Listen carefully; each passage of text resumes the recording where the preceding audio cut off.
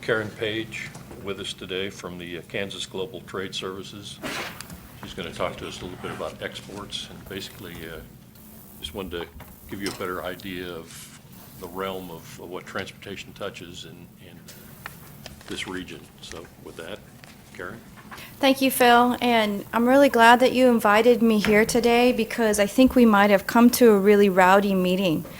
I didn't realize we were going to get to witness election of chair and vice chair and attorney counsel, and I'm teasing you a little bit, but it was actually really cool to be a part of it. So congratulations to the new chair, Mr. Meitzner, and vice chair, Mr. Wojciak. This briefing is about exports and its importance to our economy and transportation's role in that. And many of you know me and have heard me speak before, so I have a surprise for you. Same message, new presentation. I really did consider transportation's role. Phil asked me, and actually Gloria Jeff asked me as well, to make this interactive. And so I'm going to need your participation. I won't strong arm you, I won't force you, but I will ask you some questions, and I would appreciate it if you would try for some answers. Not a quiz, not a pop quiz. I won't quiz you afterwards. So to set the stage, let's begin with the key points we'll cover this afternoon, otherwise known as an agenda.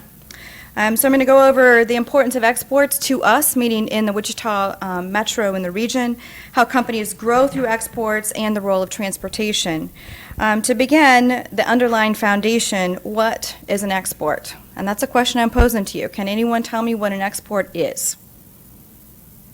Promise you, no F's given out today. Anyone? Product manufactured here and sent overseas or outside our country. Perfect, Councilmember Miller. Absolutely correct. And the reason I ask that is really important because the term export is actually used used in more than one context. When we talk to economic development professionals, sometimes they use the word export to actually mean a sale outside our traditional domestic market. And so for this presentation, we're really talking about sales to a foreign market. So now that we're all on the same page, exports are to a foreign customer. Let's talk about why it's important. Trying to get that, there we go. Who exports and what size of company, what age of company, what industry? Can anyone give me some feedback? Yes, sir? All of them. All of them, all of them. Can you be more definitive? Get our juices going. Well, it doesn't have to be a company that's been around like Cessna for 60 or plus years. It can be a new one that just started up and they're exporting their services. Absolutely, absolutely. Thank you for that. You know, when I first started in this business almost 25 years ago, some of the folks who had more experience gave me a rule. And this was the rule. If a company is going to be successful at exporting, they have to actually be in business for 10 years and have more than $10 million in sales. And I thought to myself at the time, well, why? Why is that the case? And I've always been kind of butting my head against that. And I will tell you that we work with the entrepreneurship community and the entrepreneurship companies every day, and we have seen successful brand new companies export from day one. So that's it. Is there any industry in particular? All industries? No industries? So let me answer All for industries. you. All industries. As long as it's a tradable goods or service. Tradable meaning literally that you can trade it, that someone else wants to buy it. So if it's a retail item that you would purchase locally, it probably wouldn't be a tradable goods. And I always pick on the donut shops. I love donuts, but you're probably not going to export them to a foreign country. So as long as it's a tradable good or service, then they have an opportunity for exporting. So Kansas Global is in the business of helping companies export. We get up every day and we help companies grow through exports, and we do that through research and consultation, education and training, and help with regulatory compliance and advocacy. We've been a consistent voice for economic health through trade in Kansas for nearly 30 years. In fact, next May we'll be 30 years old. We help major aerospace companies to small startup companies in every industry. Wichita's top exporting industries are aircraft and parts by about 50%, 50%, chemicals, agricultural products, machinery, and electronic components. I'll give you a couple of specific examples of exporting companies a little bit later. So why are exports important? Can anyone tell me? Why do we care? Why are we talking about this? Why did Phil come to have me take up time on your agenda today? Does anyone know what contribution it makes to the economy? Well, they're new dollars. New dollars, thank you, Chairman, new dollars coming into the community. Do we know how many? Let's take a look. Exports brings new dollars into this community. Not just moving dollars or businesses in and around and amongst ourselves in the city and the state or the nation, but actually selling our goods and services to foreign customers. That means we're bringing their money here. Exports actually make up 25% of Wichita's economy. That means 25 cents of every dollar is from a foreign customer. 25 cents of every 25%. So it's integral to the economy's health. And companies that export pay higher wages, about 15%, sometimes as much as 20%. And they are more profitable. So how is this possible? When a company exports, they're growing their business by expanding their market. In other words, expanding their pizza pie. And they learn from their experiences. They get more sophisticated from meeting the needs of international customers. They just get really better and more efficient at what they do because they have to compete on a global scale. So that increases their chances at profitability. So how big is the global opportunity? If we're going to talk about exports and those dollars coming into our community, what is the opportunity for Wichita companies? How big is the pizza pie? Anyone have any idea what the opportunity is? Billions, trillions? Billions. Billions. Good guess. It's actually trillions, depending on how big our pie is. So let's take a look at that. So the smallest circle, way down at the bottom of the screen, that's the U.S. market, okay? And it's just a little shy of $18 trillion of a market opportunity, okay? And that's kind of where we start. You have a business here in Wichita, they're selling within the United States, first and foremost. That's where they start, right?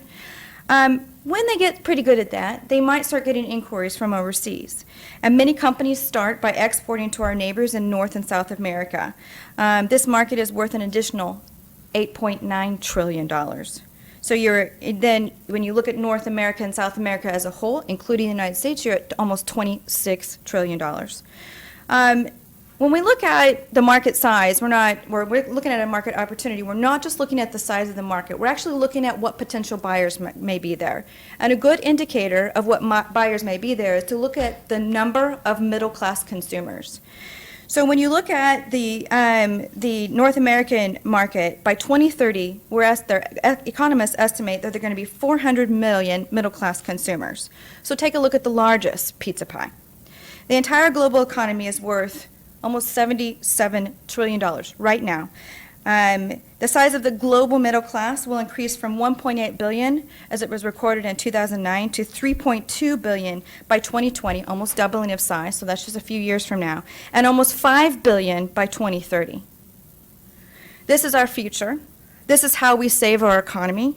We have to expand our pie, we have to grow our businesses and grow our economy, and we can do that through exports. Is exporting for every company? No, we've already discussed that. It's not for every single company. But any company with a tradable good or service is a candidate. Size, age, and experience don't matter. All you need is commitment from the top management, a basic plan of attack, and Kansas Global on speed dial so we can help you along the way. So who are those companies? Can anyone name a local company aside from Cessna? Exports? Yep. Exports? Yep. BRG. BRG, perfect. Anyone else? Smallish company, right? Not a great big company, is that correct? Smallish company, yeah. Anyone else? Spirit Aerosystems exports. JR Custom Metals. JR Custom Metals does. Thank you for that. Perfect segue to the next slide, which actually has JR Custom on the slide. We have excellent exporting companies right here in Wichita, and I want to bring exporting to life for you. Exports do happen right here in Wichita by your neighbors and your friends. 3 Wichita companies have recently given us permission to tell their export success story, but due to limited time, I'm just going to highlight 2 of them. So JR Custom Metals is a local manufacturer, family-owned, customized large components for original equipment manufacturers in a variety of industries. JR Custom Metal uses exports to increase its sales and they actually resulted in greater profitability. So within a short time that they needed to expand local facilities after they had some increased export sales to accommodate their overall increased sales. They're adding new markets as we speak, and imagine their transportation needs. They build really big, heavy stuff. If you've been out to their plant, you know that it's really big, heavy stuff, and that requires some special transportation needs. As they grow their exports, they're going to need to be connected to railheads and seaports and that sort of thing even more and more. And they are just getting started as an exporter. Let's look at another company. Balco Inc. just won the President's E Award for Excellence in Exporting. I mean the President of the United States, so it's one of the highest exporting honors can be bestowed on a company. Balco is a small but mighty company. They have about 53-ish employees here in Wichita. They manufacture customized products for the commercial construction industry. And during the recession, they had a tough decision to make, like most of us did, really. They could lay off 1/3 of their employees. They could sell physical assets, but no one was buying, or they could force a cut back on hours, which they didn't want to do because they wanted to care for their employees. Because their products are highly engineered and spec'd, they didn't want to lose any of their seasoned employees, many of which are engineers. So they decided to double down. They invested in a dedicated export department, hiring 2 people in that terrible recession. They won new jobs on the other side of the world, and they added export markets to their portfolio in a big way. And while they were busying themselves getting new customers around the globe, their U.S. competitors had to lay off employees and close shop for good. The result? They tripled their domestic market share. The reason? They survived. Their competitors didn't. So we know your job is tough. You need to anticipate and plan for the infrastructure needed to move our export goods. So we need you. We really need you to keep that infrastructure safe and efficient and effective. Without transportation, no goods get to customers, and therefore we have no exports. To try to make it a little easier, we thought we'd try to help you plan for what's next for our exporters.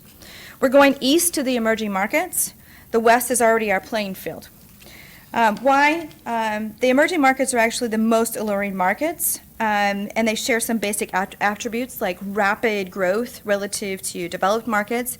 They're really large markets very often with large populations, but they're less mature, so they have some more challenges for the exporting companies. But nonetheless, that's where it's going, halfway around the world.